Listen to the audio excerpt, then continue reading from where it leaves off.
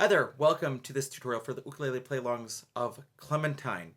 This recording comes from a collection called Sing Out Loud Traditional Songs, which is found on the United States Department of State American English webpage.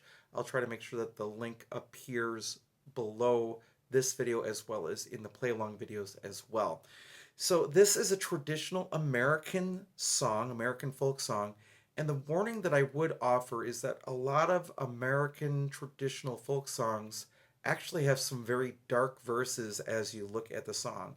And in this case, in terms of education, if you're teaching younger students, it's about a man whose girlfriend drowns and then he actually starts dating her sister instead. So it's a little dark, but nonetheless, it is a part of American folk music. It is used by the Department of State as an example. So what we're going to do in this video, first of all, we'll talk about the chords you need for GCEA soprano concert tenor ukulele. Then we'll talk about the chords you need for baritone DGBE ukulele. And then I'll talk about strumming a little bit as well.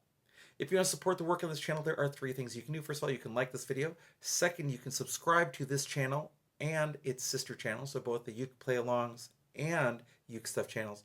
And finally, you can always buy me a cup of coffee to say thank you for making this content at www.buymeacoffee.com/UkeStuff. All right, so let's begin with the chords you need for GCEA soprano concert or tenor ukulele. First, you'll need a G chord, and then you'll need the D7 chord. And that's it for this particular song. Now let's talk about baritone. All right, on baritone, you'll need the G chord and the D7 chord. And those are the two chords you need to play Clementine on baritone DGBE ukulele. Now let's talk about strumming. Now, as it comes to strumming, first and foremost, there was no ukulele used in the original version of this song. Therefore, there isn't one standard right answer on how to strum. There are, however, three rules to strumming. First of all, make sure you're playing the right chord at the right time. Second, keep a steady beat. And third, whatever you're doing, make sure it matches the style of the song. And as long as you're following those three rules, you're right. However, if you can't come up with a pattern on your own, that's what this part of the video is for. Generally, what I hear is something like this. In a cavern, in a canyon, excavating for a mine, lives a miner, 49er, and his daughter, Clementine.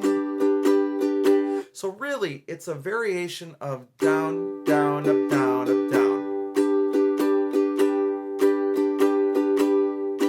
In a cavern, in a canyon, excavating for a mine, lives a miner, 49er, and his daughter, Valentine. So generally, it's just down, down, up, down, up, down most of the time. Now, if you don't want to strum and you want to pick, here's just one idea for a million things you can do. Now, I always talk about the claw method, which I really take from Ukulele Mike Lynch, who passed away a few years ago, but he introduced me to this, where you pick string 4, 2, and 1 all at the same time, finger. Then I rotate inside, outside, and then usually repeat the second string. Sounds sort of like this.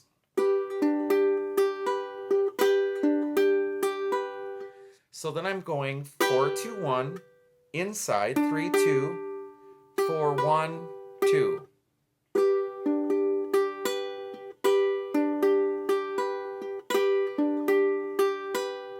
And it works when you change chords as well.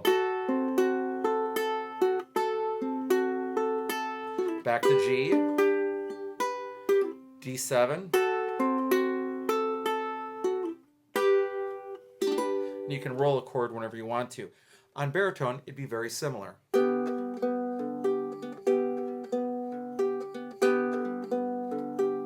Switch to D7.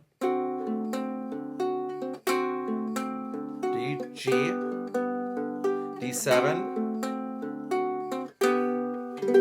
And I'm playing that same pattern. It's going to sound different on a linear instrument where the low D before the high G on re-entrant. So linear is going to sound different. You can do whatever you want with picking, however. You don't have to do that. That's just one idea. The same with the strumming. It's just one idea. Remember, again, right chord at the right time, correct tempo, and then make sure that whatever you're doing fits the pattern of the music. Thanks so much for joining for this video. I hope you're having a great day, and I'll be back soon later with some more Uke stuff for you.